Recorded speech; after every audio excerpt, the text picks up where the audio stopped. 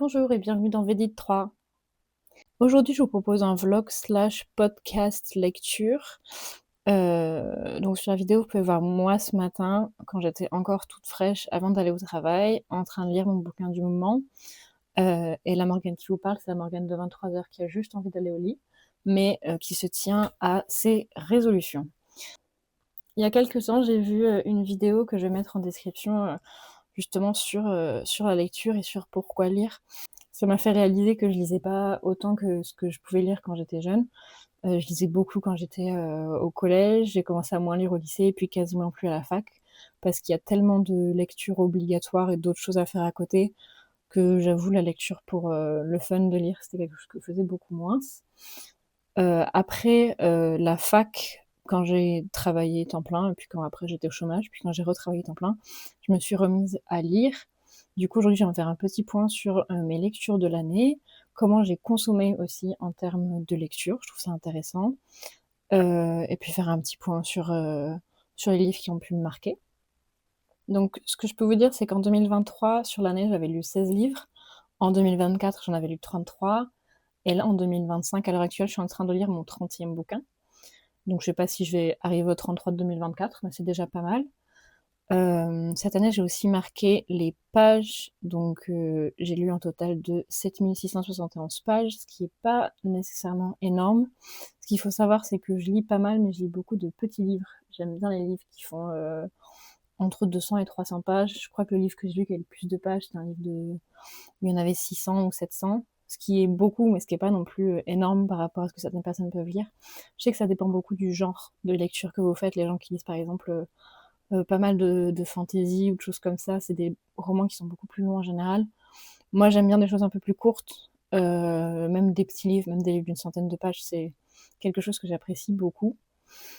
Du coup, en termes de genre, j'ai lu pas mal de livres courts, mais après les genres peuvent être variés. Il y a quand même, en majorité de la littérature française, un petit peu de littérature classique. J'essaie de lire quelques classiques qui sont pas trop compliqués. En fait, j'ai pas envie que la littérature ce soit quelque chose d'élitiste, j'ai envie qu'on soit tous fiers de lire, peu importe ce qu'on lit, et je trouve que c'est pas assez normalisé. Il y a vraiment un jugement de valeur au niveau de la lecture, dans les médias, dans l'opinion publique, j'ai l'impression, et je trouve ça dommage. Et là, je me lève parce que ma mère veut me montrer un réel. Ah, me voilà de retour. Au final, ce qui est important, c'est de lire et de prendre le temps de se poser avec des mots et avec son imagination. Après, je sais qu'il y a des gens, c'est pas leur truc. J'ai des amis à moi qui me disent qu'ils lisent que quand c'est utile, ce qui est une manière de voir les choses qui me parle pas, mais que j'entends tout à fait. Du coup, voilà, un peu de littérature classique, mais des choses qui restent accessibles. Personnellement, la branlette intellectuelle, ça me parle pas trop. Écrire quelque chose de difficile pour que ce soit difficile et illisible, c'est pas ce qui m'intéresse. J'aime bien les choses qui sont faciles à lire et qui résonnent. En littérature classique, il y a des choses que je sais que je lirai jamais parce que c'est juste trop long et trop compliqué, c'est pas ce qui m'intéresse. J'aime prendre du plaisir quand je lis. Donc voilà, ma littérature classique, c'est souvent des livres que je vais trouver qui sont pas très chers et surtout qui sont courts en général.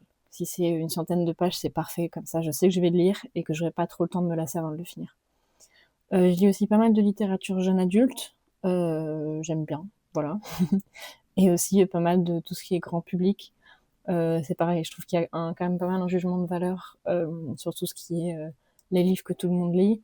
Moi, cette année, je me suis vraiment remis à lire du Guillaume Musso, qui est un auteur que j'ai pas lu depuis que j'avais 14 ou 15 ans, et que moi-même, je m'étais mis un peu à juger en disant ouais, ça va, c'est de la littérature pour tout le monde. Et au final, c'est vraiment super bien.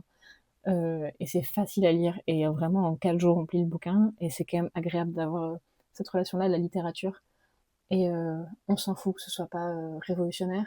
Ça plaît aux gens et c'est ça qui est important. Et si c'est populaire, c'est peut-être qu'il y a une raison aussi. En termes de consommation de livres, cette année, j'avais une résolution qui était de ne pas acheter de bouquins. J'ai pas tenu cette résolution. Cela dit, j'ai acheté seulement 3 bouquins neufs. J'ai acheté les 3 ensemble. C'était à la Fnac de Paris-Montparnasse. Et c'était Les Nuits Blanches de Dostoïevski, Le Dernier Jour d'un condamné de Victor Hugo, et Les gens heureux lisent et boivent du café d'Agnès Martin-Lugan. Je les avais achetés parce que j'avais besoin de lire, c'était 3 livres assez courts. Voilà. Sinon, j'ai acheté des livres, mais en occasion majoritairement, donc j'ai acheté 12 livres en occasion, ce qui est pas mal. J'ai emprunté 4 livres à la bibliothèque. Je pense qu'on parle pas assez Je pense que les gens vont pas suffisamment à la bibliothèque. C'est vraiment bien. Il y a vraiment beaucoup de choses. Après, c'est sûr que moi, j'aime bien annoter mes bouquins, et donc c'est un peu dommage de pas pouvoir le faire. Mais ça permet de... En fait, c'est un peu un CDD de littérature, c'est-à-dire qu'on peut voir si on aime bien un auteur ou si on aime bien un bouquin, et peut-être l'acheter si ça nous plaît vraiment. Acheter en occasion, ça fait qu'on rémunère moins l'écrivain. Donc moi, ce que je conseillerais, c'est d'emprunter des livres à la bibliothèque, et si vous les aimez vraiment, et si vous avez envie de soutenir l'écrivain, achetez-le et rajoutez-le à votre bibliothèque. Voilà, c'est ce que je conseillerais. J'ai lu 3 livres qui étaient des livres que j'avais déjà à la maison et que j'avais pas lus. Donc on est fiers d'avoir pu passer à autre chose avec ces livres-là. Il y a 5 bouquins que j'ai lus qui étaient des prêts ou des cadeaux d'amis et de famille. Et j'ai fait 4 relectures de bouquins que je connaissais déjà. J'aime bien relire. Souvent, je relis les mêmes livres. Il y en a 3 qui sont en haut du panier, qui sont Le Petit Prince de Saint-Exupéry, parce que c'est très rapide et que c'est quelque chose qui me touche. Il y a The Perks of Being a Wallflower de Stephen Chbosky, qui est vraiment très très très très bien. Et pareil, il y a Normal People de Sally Rooney, que j'aime aussi beaucoup. C'est des fois aussi vouloir ressentir ce qu'on a ressenti la première fois qu'on l'a lu. Et je trouve ça assez intéressant. Donc je me suis dit que je pourrais vous parler des quelques livres qui m'ont particulièrement touchée cette année. Le premier, ça va être 84 Charing Cross Road de Helen Hanff, qui est un recueil de correspondance entre un libraire britannique et une autrice américaine. Donc c'est des vraies lettres. Et je pourrais pas te dire pourquoi ça m'a autant touchée, mais c'est vraiment un petit bout d'histoire. Et je trouve ça super touchant de voir juste des gens qui parlent de leur vie et qui parlent de littérature. Euh, pour le coup, je vais être honnête, il y a un petit côté pour l'aide intellectuelle, parce que c'est des gens qui parlent quand même de grande littérature, mais c'est écrit très simplement, et je trouve que justement le côté correspondance, le côté lettre, c'est très agréable, et ça rend la chose très accessible, même pour les gens qui sont pas forcément fans de trucs peut-être un peu plus vieux, en termes de date de sortie, quoi. Cette année, j'ai aussi lu Into the Wild de Jon Krakauer. C'est un des bouquins que j'ai lu en anglais. C'est un des bouquins que j'avais depuis longtemps. C'est un livre que je dois avoir depuis presque 10 ans maintenant qui m'a été offert, avec 2 autres livres qui a une valeur émotionnelle dans ma vie. Et j'ai mis longtemps à le lire. C'est un livre qui est assez court. Il fait à peine 200 pages. Mais j'ai mis du temps à le lire déjà. J'ai mis du temps à le lire parce qu'il n'est pas facile, il n'est pas simple. D'autant plus, du coup, le lire en anglais, il y a des passages où j'avoue, ça me passait un peu au-dessus, mais je pense que ça me serait aussi passé un peu au-dessus en français. Et ce qui m'a touchée dans ce bouquin, c'est, en fait, c'est en arrivant à la fin, c'est que c'est une histoire vraie. C'est pas, euh, c'est pas quelque chose de romancé, on parle vraiment de vraies personnes et d'une vraie personne en particulier. Et ça m'a vraiment fait un peu un choc de réaliser ça. Alors peut-être que vous faites partie de la team des gens que ça choque pas du tout et vous vous dites oui, bon, bah, c'est un bouquin, même si c'est passé, c'était il y a longtemps, et voilà. Mais le fait de se retrouver face à une vraie vie et des vraies choses qui se sont passées, ça m'a un peu détruit le cerveau. Mais c'était un très très bon bouquin, cela dit. Juste, il était difficile, mais je suis contente de l'avoir fini. Un autre livre que j'ai lu, qui était aussi dans ma liste de livres à lire depuis longtemps, c'était Les Sept Maris d'Evelyn Hugo de Taylor Jenkins Reid.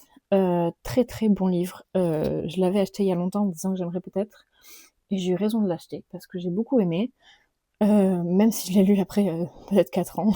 Toute la sentimentalité de l'histoire, je trouve, elle est très belle. Ça m'a donné envie de lire d'autres bouquins de la même autrice, ce que je ferai peut-être l'année prochaine. Faut que je retourne à la bibliothèque, je pense qu'il devrait en avoir d'autres d'elle. Voilà, et c'était juste un bouquin sympa à lire, et un livre où on a envie de tourner les pages et de savoir ce qui se passe. Et les bouquins comme ça, c'est bien quand c'est pas des choses auxquelles on a l'habitude, c'est-à-dire que sur des romans comme des Musso, par exemple, je sais que je vais avoir envie, parce que souvent c'est des enquêtes. Là, c'est pas une enquête, et la manière dont c'est fractionné, ça reste quand même très très intéressant. Donc je recommande ce livre. J'ai aussi lu cette année Changer l'eau des fleurs de Valérie Perrin. Donc pour le coup, c'est le livre le plus long que j'ai lu, qui fait un peu plus de 650 pages. J'aime bien la manière d'écrire. C'est facile de se perdre, cela dit, donc je préfère prévenir si jamais vous voulez le prendre. Parce que ça alterne entre plusieurs points de vue. Quand on passe au-dessus de ça, c'est ça qui rend l'histoire d'autant plus intéressante, parce qu'on connecte les points au fur et à mesure. Et je pense que c'est vraiment vraiment une des qualités de Valérie Perrin de savoir faire ça. J'ai trouvé Changer l'eau des fleurs dans une boîte à lire. Voilà. Et j'ai trouvé 2 autres livres d'elle dans des boîtes à lire. Donc, écoutez, allez dans des boîtes à lire si vous en avez pas loin de chez vous. Euh, c'est vraiment sympa. Si vous trouvez du Valérie Perrin, franchement, j'ai les oubliés du dimanche du coup. Et j'ai 3. J'en ai lu aucun des deux parce qu'encore une fois, c'est des livres qui sont un peu longs pour moi.